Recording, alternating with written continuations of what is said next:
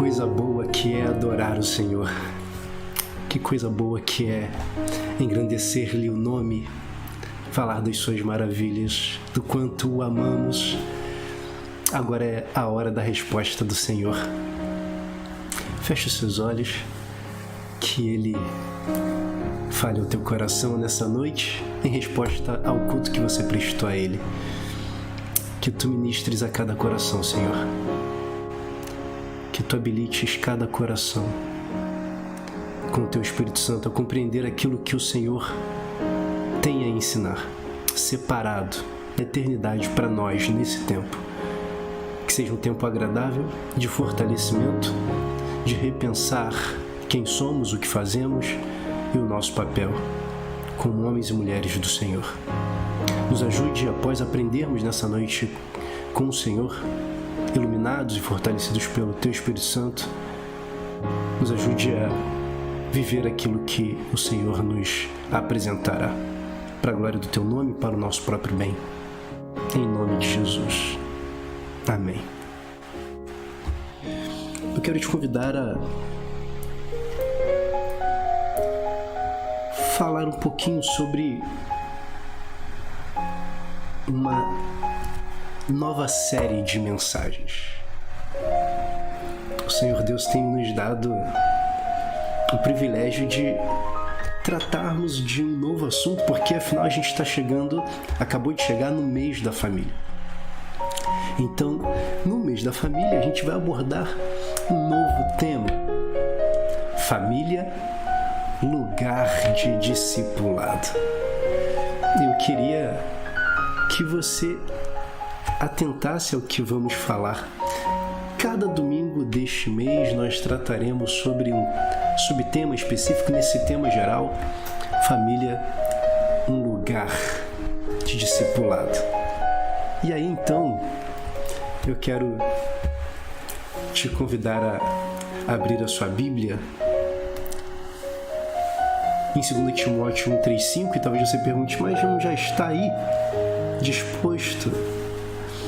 Sim, está aqui na nossa tela, mas é importante que você acompanhe com a família, com a Bíblia aberta, para que você saiba que o texto que está sendo lido e explanado está na Sagrada Escritura.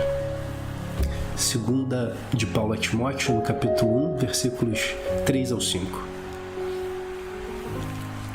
que diz: dou graças a Deus, a quem desde os meus antepassados sirvo com consciência pura, porque sem cessar me lembro de ti nas minhas orações, noite e dia.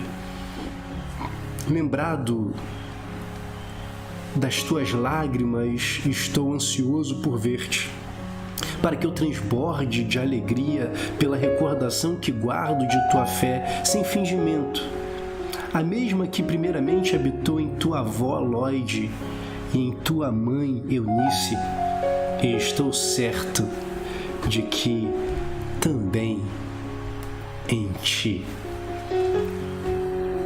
Nós vamos oferecer um olhar em especial ao fato de que Paulo está falando com Timóteo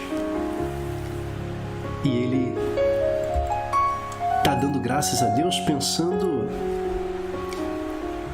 em como que os seus pais antepassados, os prógonos, os que nasceram antes deles, os seus pais, os seus avós, como que eles foram esteio para torná-lo quem ele foi, porque eles apresentaram a ele a fé no Senhor Deus. E como que ele lembrava com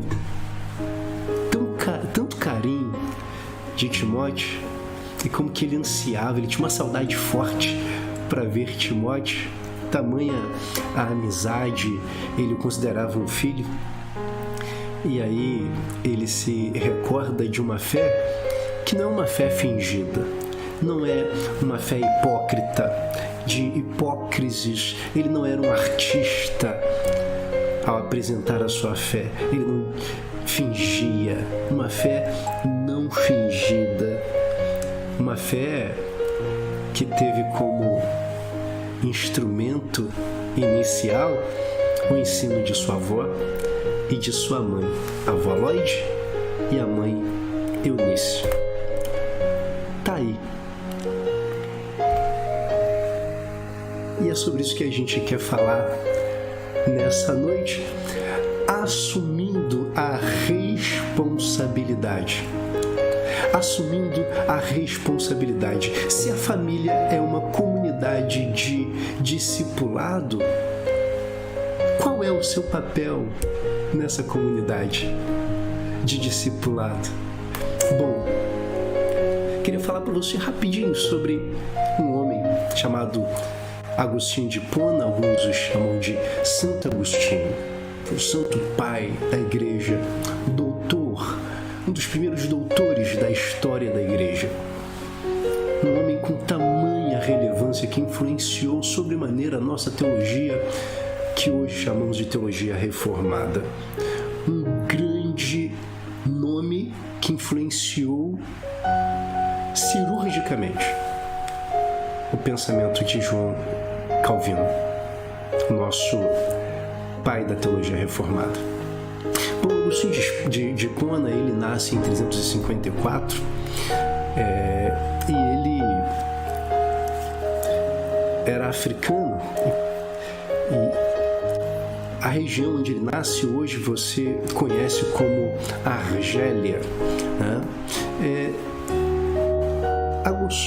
Agostinho de Hipona teve uma vida muito libertina na sua juventude até os seus 17 anos.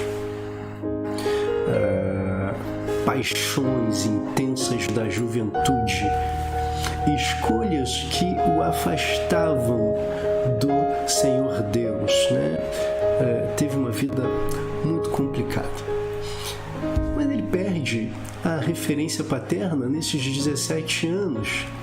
O seu pai havia morrido. Então, entre 17 e 19, ele começa a ter a sua cabeça muito mexida.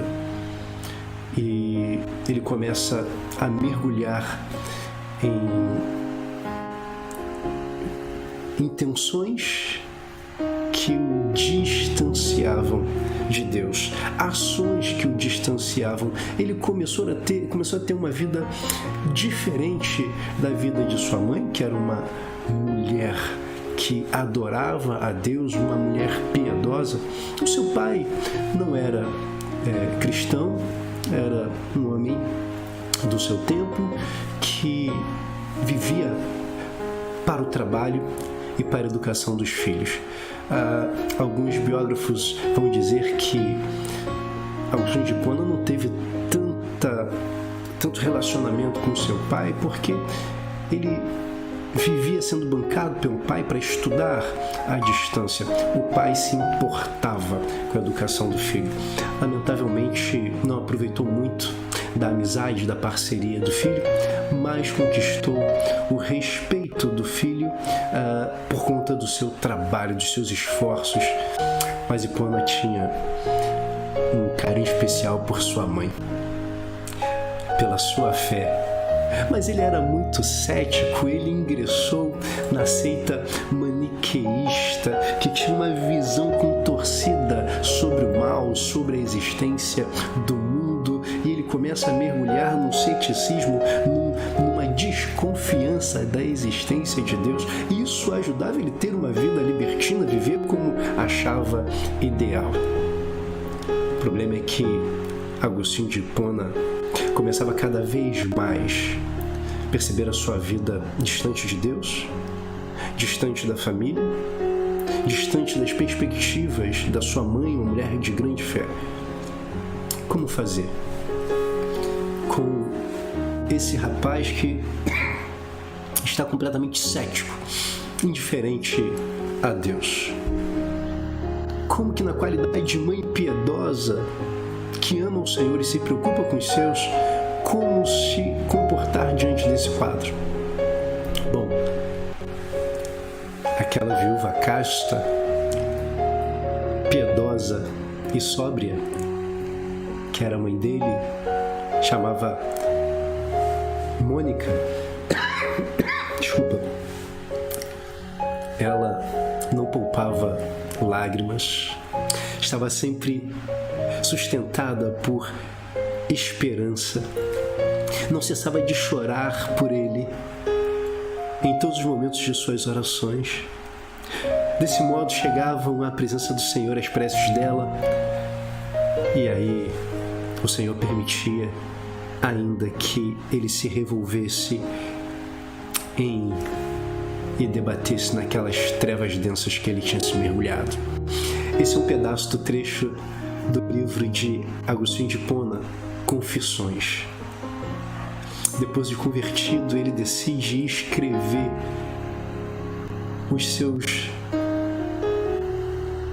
as suas más escolhas, a maneira como que a vida passou rápido diante dos olhos dele e ele não aproveitou os detalhes. E aí ele diz, apesar de quem ele havia sido, ele olhava para a história de sua mãe e dizia, aquela viúva casta, piedosa e sóbria, sustentada sempre pela esperança, mas sem poupar lágrimas, não cessava de chorar por mim diante de ti em todos os momentos de suas orações.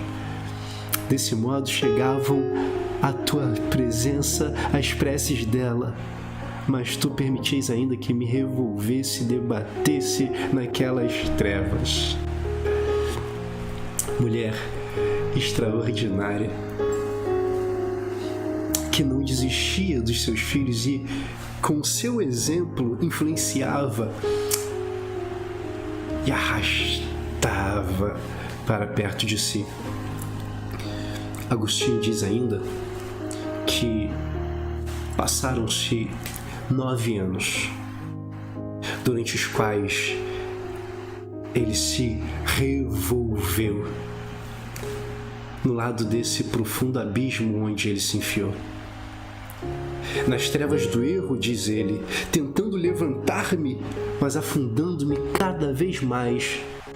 No entanto, aquela viúva casta, piedosa e sóbria, sustentada sempre pela esperança, mas sem poupar lágrimas, não cessava de chorar por mim diante de ti em todos os momentos de suas orações. Estamos diante de uma mulher que não desiste do seu filho. Estamos diante de uma mulher que não desiste do seu filho. Veja bem,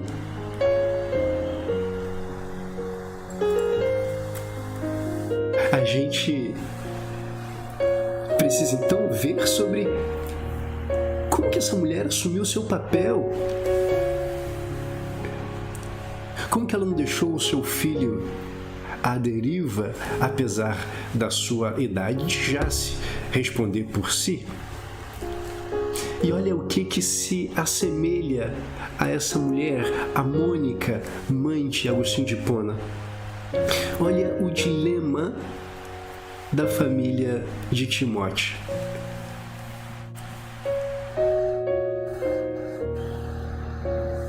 O pai era grego, a mãe era judia, como Atos 16 nos propõe, e diz que esse discípulo chamado Timóteo, a sua mãe era uma judia convertida e seu pai era grego. Paulo vai dizer, escrevendo a Timóteo na segunda epístola, no capítulo 1, versículo 5, pela recordação que guardo de tua fé sem fingimento, a mesma que primeiramente habitou em tua avó Lóide, em tua mãe Eunice, estou certo de que também em ti. Olha, é preciso assumir o papel, apesar de ter um pai que é grego, que é pagão, a sua mãe faz o seu papel de mulher de Deus, a sua avó faz o papel de mulher de Deus para educar esse menino chamado Timóteo, que vem então guardar uma relevância extraordinária na história do crescimento da igreja cristã, da igreja primitiva. porque elas ofereceram para ele, sobretudo, exemplo de vida diante do exemplo de seu pai. Olhe para o seu pai, olhe para nós, olhe para o que nós cremos. O seu Champlin disse: todo pai deve ao seu filho 3 coisas: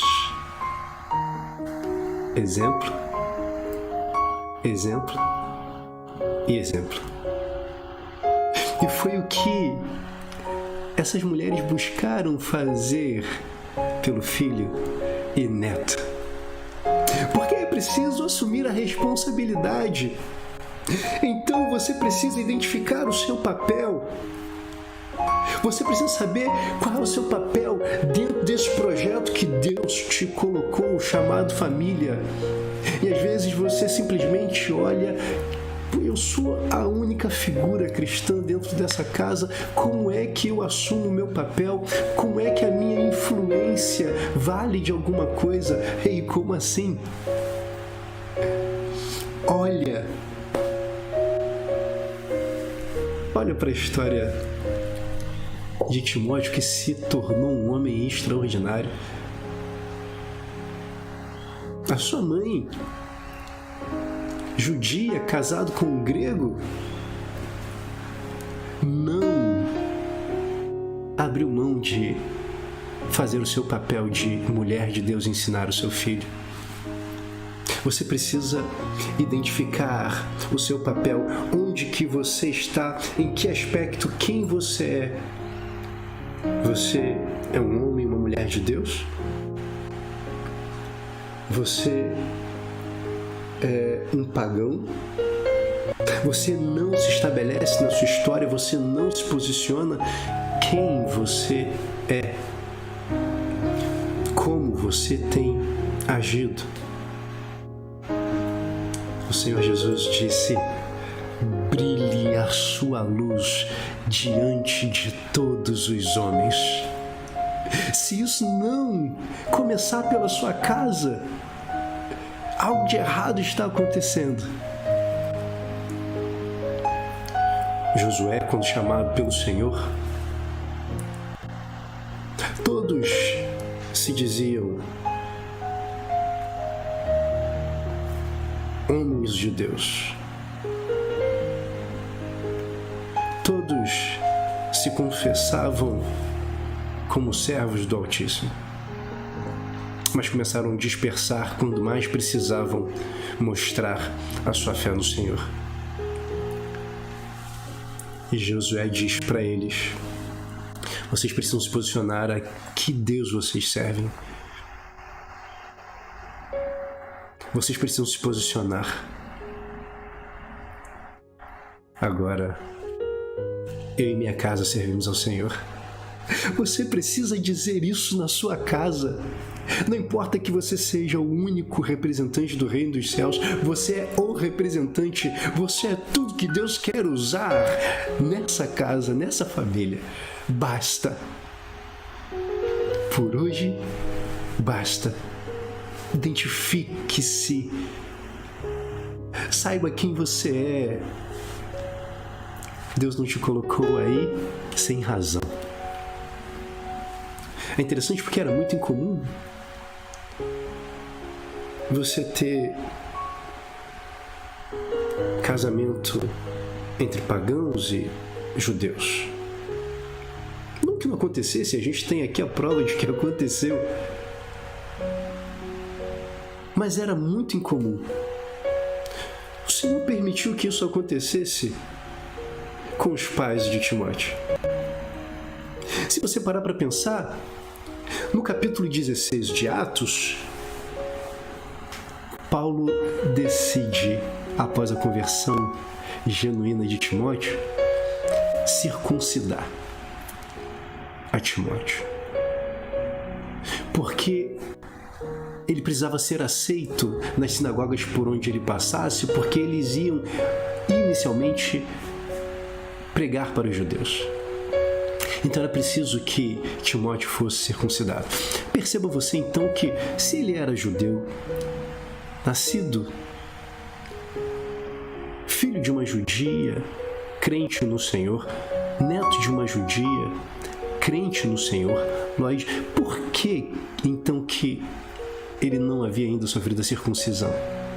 Muito provavelmente por conta do seu pai, por conta da influência que o seu pai tinha sobre ele. E a mãe, muito provavelmente, respeitou a condição do pai até que o seu filho se tornasse adulto. Mas ela não deixou de ser percebida como uma judia convertida. Se isso chama a atenção de Lucas ao registrar Atos, significa que ela tinha se posicionado no seu papel, assim como Mônica de Hipona tinha se posicionado. Seu marido não era crente. Patrício não era crente no Senhor, mas ela se posicionava e buscava o Senhor em favor do seu filho. Você precisa identificar o seu papel, meu irmão, minha irmã. Faça isso sem terceirizar o discipulado do seu filho, a educação do seu filho. Não é incomum a gente perceber pais e mães que não param para ler a Sagrada Escritura com os seus filhos, não param para orar com os seus filhos, não param para apontar para o Senhor como a razão da nossa existência. Sabe por quê? Porque acredita que esse é o papel da igreja, a igreja vai fazer. Esse é o papel do pastor, o pastor vai ensinar, a tia vai ensinar. Faz isso não. É claro que Deus levanta essas pessoas da igreja para cuidar, para nutrir essas almas. Mas antes de o Senhor Deus escolher a igreja para essas pessoas, para esses filhos e filhas, Ele escolheu a família. Então, o que falta? Para de terceirizar, cumpra o seu papel. Olha só o que é que Paulo escreve. Ele tem uma recordação boa que ele guarda da fé sem fingimento. Aquela mesma fé que primeiramente habitou na avó dele, a Lloyd, e na mãe dele, Eunice. Então essas mulheres ofereceram para ele o que elas tinham diante do Senhor de convicções, de esperança, de certeza, compartilhar. E talvez você diga, mas pastor, é tão difícil, que gente de cabeça dura que não acredita em nada, são céticos igual Agostinho de Hipona. Ei, que legal, né? Não é o seu papel convencer absolutamente ninguém, é o seu papel oferecer acesso às suas convicções a respeito do Senhor. Deixe clara a sua fé. Compartilhe isso. Para de ocultar, para de esconder, para de ter medo do resultado. Quem convence o homem é o Espírito Santo de Deus, portanto é Deus. Quem detém a semente da fé e planta onde quer é o Senhor Deus. Não esconda os frutos da fé plantada pelo Senhor na sua vida. Não terceirize. Pare para orar. Pare para ler as Sagradas Escrituras. Às vezes você diz assim, tá nem aí? Não preste atenção em nada? Nem respeita quando eu tô orando? Quem disse? Confissões de Agostinho, que foi escrita em 13 capítulos, um compêndio delicioso de ler, não é um livro muito grosso. Ele escreveu de 397 a 400 na era cristã. Ele sabia que a mãe estava orando por ele, mesmo ele sendo cético. Ela não imaginava que ela estava sendo observada. E depois, na conversão dele, ele registra que a mãe não cessava de orar por ele com lágrimas. Isso mexia com ele do jeito de Deus, do tempo de Deus. Então não para de orar. Uma vez eu estava em um encontro, Reforma Radical. Uma bênção. E uma vez, uma pastora muito admirável, uma fé extraordinária, ela me chamou e falou assim: pastor, como está a sua filha?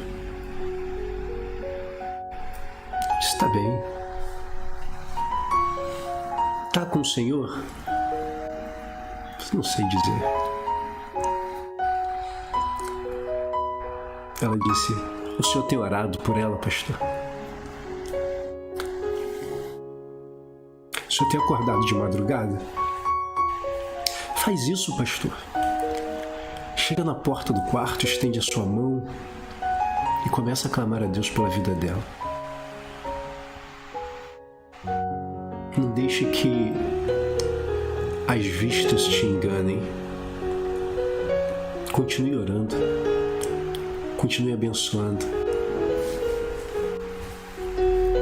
E às vezes a gente fica assim: orem pela minha casa, orem pelos meus filhos, orem pelo meu esposo, orem pela minha esposa, orem pela minha mãe, pelo meu pai. Ei, faz isso você? Para de terceirizar. Assume o seu papel sacerdotal na sua casa, na sua família. Seja um homem de Deus, seja uma mulher de Deus. Identifique o seu papel, sem terceirizar. Em terceiro lugar, ao assumir a sua responsabilidade, faça isso com as ferramentas corretas. Use a fé sem fingimento. Você não precisa assumir a sua responsabilidade. Você não precisa ter os elementos necessários nas suas mãos, porque você não pode mais terceirizar. O Senhor Deus está te chamando a atenção para isso.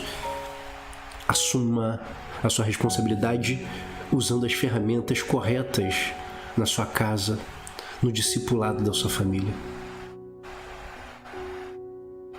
Tenha uma fé sem fingimento. Anipócritos, sem hipocrisia, sem máscaras, sem ser um ator, uma atriz. Viva a sua fé sem fingimento. Viva a sua fé de maneira autêntica. Seja honesto. Pare de temer o quanto que será agressivo, o quanto que não será, o quanto que alcançará, o quanto que não alcançará, o quanto que as pessoas querem que você acredite, o quanto que não querem que você não acredite. Seja a sua fé sem fingimento, sem hipocrisia. Agora, você não pode oferecer o que você não tem. Cultive isso no Senhor. Cultive isso no Senhor. A fé é cultivada através da oração, da leitura da palavra. Faça isso. São meios de graça do Senhor sobre nós. Use as ferramentas corretas. Paulo, escrevendo a Timóteo, no final praticamente da sua carta, uma carta de despedida. Paulo está idoso, já prestes a morrer, não por sua idade, mas decapitado por Roma, Roma está vivendo uma das eras mais sombrias de perseguição contra os cristãos. Na era de Nero, incendiário, o imperador que incendiou toda Roma. Paulo está sendo aprisionado. E das suas palavras finais para Timóteo é: permanece naquilo que aprendeste e de que foste inteirado, sabendo de quem o aprendeste e que desde a infância sabes as sagradas letras. A ferramenta correta, a Sagrada Escritura. Use a Sagrada Escritura para assumir a sua responsabilidade. Use a Sagrada Escritura. Use a fé não fingida, sem hipocrisia. Identifique seu papel. Não terceirize. E use as ferramentas certas. Deixa Deus fazer o resto. Mônica, mãe de Agostinho de Hipona, sofreu com a indiferença, com o ceticismo, com o filho que se tornou herético, distante da família, distante de Deus, mas ela não desistiu dele. Ela também não ficou pelos quatro cantos pedindo para que todos orassem pelo seu filho. Ela orava dia e noite e dava testemunho da sua fé. E o Senhor Deus ouviu suas orações, tocou Agostinho e ele se tornou uma grande referência até os dias de hoje. Ela não terceirizou. Lloyd e Eunice não terceirizaram. Ao contrário, elas usaram a ferramenta correta, assim como Mônica. Uma fé genuína, sem fingimento, sem máscaras, sem filtros. Elas se utilizaram da palavra de Deus. Se utilize da palavra de Deus e seja feliz no Senhor. Assuma a sua responsabilidade. Que o Senhor te abençoe. Ele é com você. Discipule